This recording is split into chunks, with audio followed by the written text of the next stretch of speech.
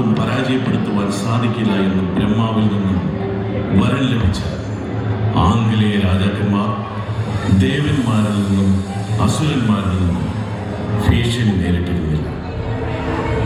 കലാനൈപുണ്യം കൊണ്ട് മാത്രം പരാജയപ്പെടുത്തുവാൻ സാധിക്കുന്ന ഒരു വംശമായി നോട്ടിംഗം സാമ്രാജ്യം നിലകൊണ്ടു. ദിവ്യശക്തികളും ആയോധന വൈഭവങ്ങളും ഉണ്ടായിട്ടും നോട്ടിംഗം സാമ്രാജ്യത്തെ തോൽപ്പിക്കാൻ സാധിക്കാത്തത് ദേവന്മാർക്കും അസുരന്മാർക്കും ഒരുപോലെ അസ്വസ്ഥത സൃഷ്ടിച്ചു.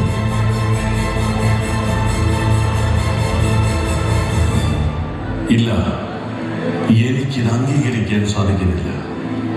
ഭൂമിയും കടലും ആകാശവും അടക്കി വാഴുമ്പോഴും ഒരു ചെറിയ സാമ്രാജ്യം തനിക്ക് അടിയറ പറയുന്നില്ലെന്ന്. നോട്ടിംഗം സാമ്രാജ്യം അവരുടെ കലാ നൈപുണ്യങ്ങൾ മറികടക്കുവാൻ ദേവന്മാർക്ക് പോലും ആവുന്നില്ല. മഹാകഷ്ടം തന്നെ. അജയിലെന്ന് കരുതിയിരുന്ന ദേവന്മാർക്കൊപ്പം തീർത്തും അസ്വസ്ഥരായിരുന്നു അസുരവംശ രാജാവായ ഹിരണ്യകശിപു. അസുര ലോകത്തിലെ യുദ്ധതന്ത്രങ്ങൾ നോട്ടിംഗം സാമ്രാജ്യത്തിന്റെ പേര് എഴുതി ചേർക്കപ്പെട്ടിരുന്നു.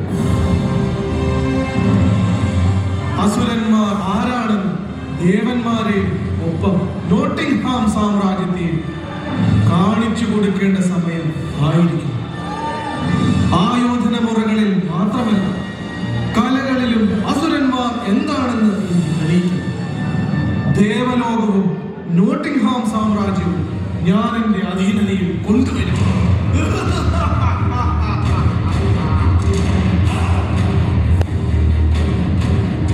ഹേ ഹിരണ്യ, എന്താണ് ആസൂത്രണം ചെയ്യുന്നത്? ഞങ്ങൾ ദേവന്മാരെ പരാജയപ്പെടുത്തുവാനുള്ള വഴികളാണ്. എങ്കിൽ ഞാൻ പറയുന്നു, നമ്മൾ പരാജയപ്പെടുത്തേണ്ടത് നോട്ടിംഗം സാമ്രാജ്യത്തെയാണ്. നമ്മൾ രണ്ടുപേർക്കും അപ്രാപ്യമായ ഒന്ന്, കലാനൈപുണ്യം കൊണ്ട് മാത്രം പരാജയപ്പെടുത്തുവാൻ സാധിക്കുന്ന ആ മനുഷ്യവംശത്തെ, അവരെ നേരിടാൻ നമ്മളിൽ ആരാണ് പ്രാപ്തർ എന്ന് ആദ്യം തെളിയിക്കേണ്ടിയിരിക്കുന്നു. ഓഹോ, ദേവഗണങ്ങൾക്ക് അത്രയ്ക്ക് ധിക്കാരമോ? നർത്തകരും ഗായകരും അടങ്ങുന്ന അസുരവംശത്തിന്റെ കലാകാരന്മാരെയും കലാകാരികളെയും അറിയില്ല എന്ന് തോന്നുന്നു ദേവേന്ദ്രന്. ഹിരണ്യ, വലിയ വാക്കുകൾ വേണ്ട. വിളിക്കൂ നിങ്ങളുടെ കലാകാരന്മാർ. എങ്കിൽ ഒരുങ്ങട്ടെ. അരങ്ങ്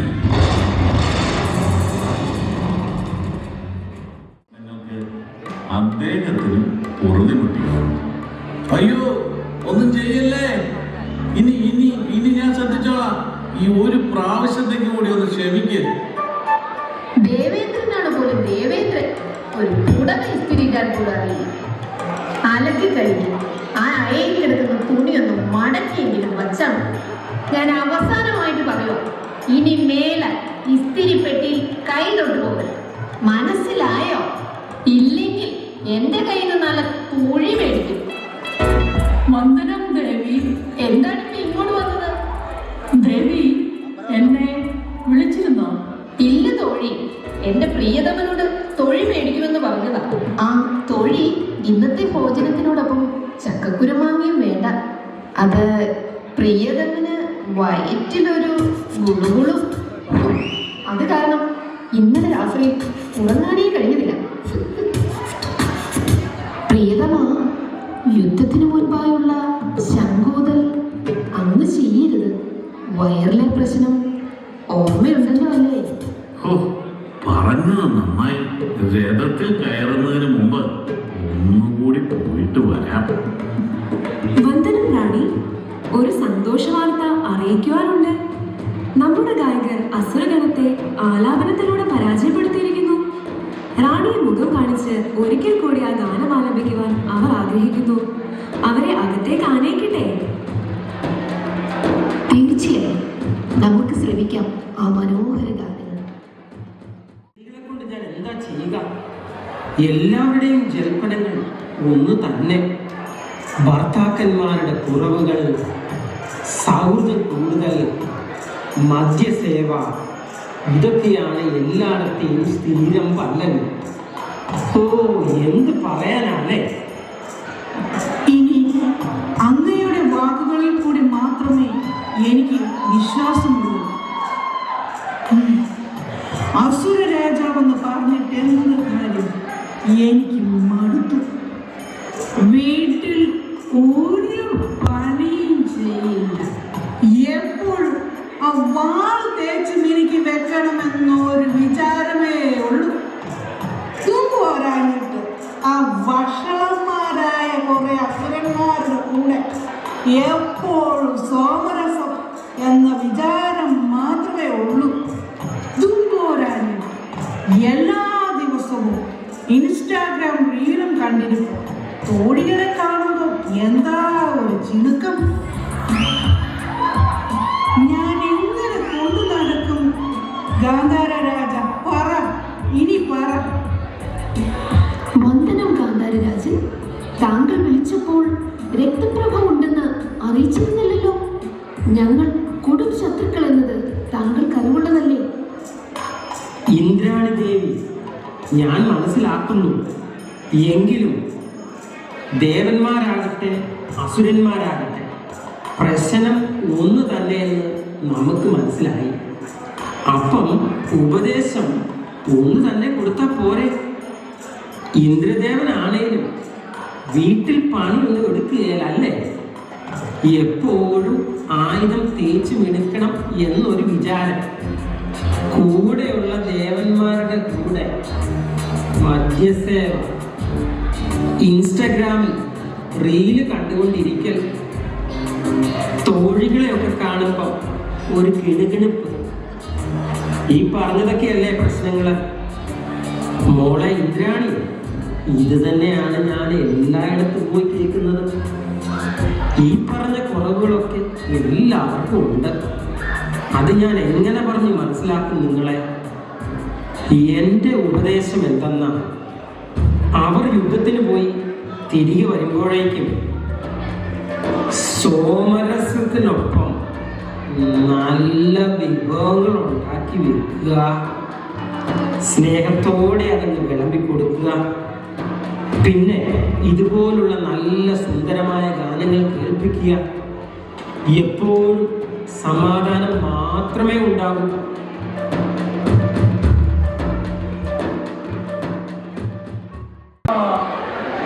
അയ്യോ നാരായണ, ഈ ഉദ്യാനം എത്ര മനോഹരം, എത്ര സുന്ദരമായ നദികൾ. നാരായണ നാരായണ, ദേവലോകത്തെത്തി ആരെയും കാണാനില്ലല്ലോ. എടാ, അത് നമ്മുടെ നാരദമണിയല്ലേ? ഇയാള് കാരണം എന്റെ പണി പോകേണ്ടതായിരുന്നു. എടാ, നമ്മുടെ ആ തങ്കമ്മത്തോഴിയില്ലേ? ഏത് നമ്മുടെ ആ പൊക്കം കുറഞ്ഞിട്ടുള്ള സ്വല്പം തടിയുള്ള? എടാ, അതല്ല, അത് വനജത്തോഴി.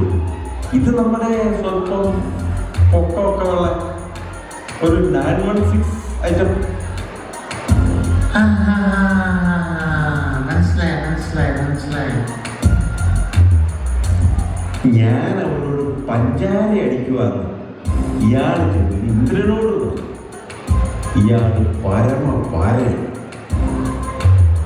ഓ, അറിയാം അറിയാം, ഇയാള് പാരയാണ്, ഞാനും കേട്ടിട്ടുണ്ട്. പാരയാണോ? തൃക്കാവടി പാരയാണ്. പ്രണാമം മഹർഷി. പ്രണാമം പ്രണാമം. എന്താ വടന്മാരെ, എന്താണൊരു സ്വകാര്യം? എന്താ ഉത്സിതം വല്ലതുമാണോ? എന്റെ വായുനോട്ടവും പുറകെ നടപ്പും ഒക്കെ അല്പമെങ്കിലും മിതപ്പെടുത്തിയോ?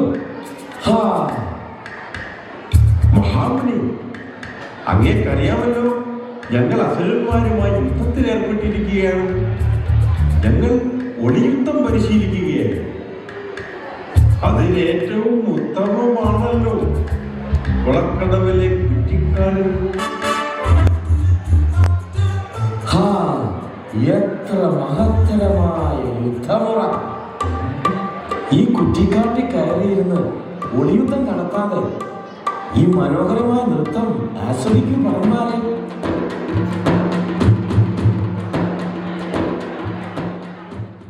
ഇന്ദ്രനേക്കാളും വളരെ കഷ്ടമായിരുന്നു അസുരദേവന്റെ അവസ്ഥ. അസുരദേവനായ ഹിരണ്യൻ എങ്ങോട്ടോ പലായനം ചെയ്തു എന്ന് കേൾക്കേണ്ടി വന്നു. അസുരരാജാവാണ് പോലും അസുരരാജാവ്. എന്നെ ഒരു സാരി കുത്തി തരാൻ അറിയത്തില്ല, മുടി പിന്നി തരാൻ അറിയത്തില്ല. എന്തിനു പറയുന്നു? ഒരു ആദ്യാപനങ്ങൾ പോലും അണിയിപ്പിക്കാൻ അറിയാത്ത ആളാ ഈ പറയുന്നത്. ദേവേന്ദ്രനെ തോൽപ്പിക്കുമെന്ന്. ഞാൻ യുദ്ധത്തെ പറ്റി ചിന്തിക്കുകയാണ്. ഓ, യുദ്ധത്തെ കുറിച്ച് ചിന്തിക്കുന്നതിന് മുന്നേ ആ കൗവീനം ഒന്ന് പോയി കണ്ടുപിടിക്കും. മത്സരിക്കാൻ ഞാൻ എന്റെ ദാസികളെ അയക്കാം. സൗന്ദര്യം കൊണ്ടും നൃത്തം കൊണ്ടും അവർ അപ്സരസുകളെ മാറ്റി നിർത്തും. തീർച്ചയായും.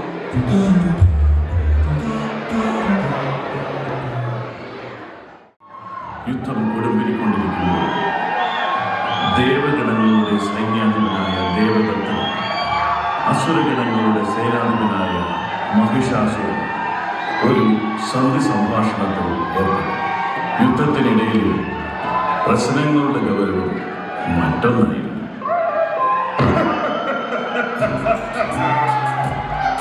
ദേവന്മാരുടെ ഒരു ഗതിയെ അസുരന്മാരുടെ ശക്തിയെ ദേവന്മാർ ഭയപ്പെട്ടു തുടങ്ങിയിരിക്കുന്നു.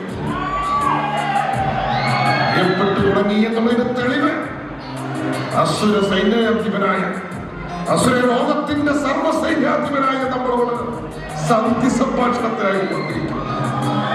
വരട്ടെ.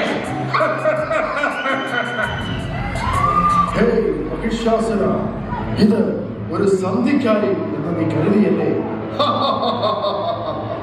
ദേവഗണങ്ങൾ ഒരു അസുരനോട് സന്ധി ചെയ്യുവാൻ? മോനെ മഹിക്കുട്ട, യുദ്ധമൊക്കെ ഒരു വഴിക്ക് നടക്കും. സോമരസം ഒഴുകുന്ന നദി നമുക്ക് രണ്ടുപേർക്കും കൂടി ഒന്നേ ഉള്ളൂ. പിന്നെ അതുകൊണ്ട് അത് കുടിച്ചു പറ്റിക്കല്ലേ എന്ന് കൂടെയുള്ളവന്മാരോട് കൂടി ഒന്ന് പറയണം.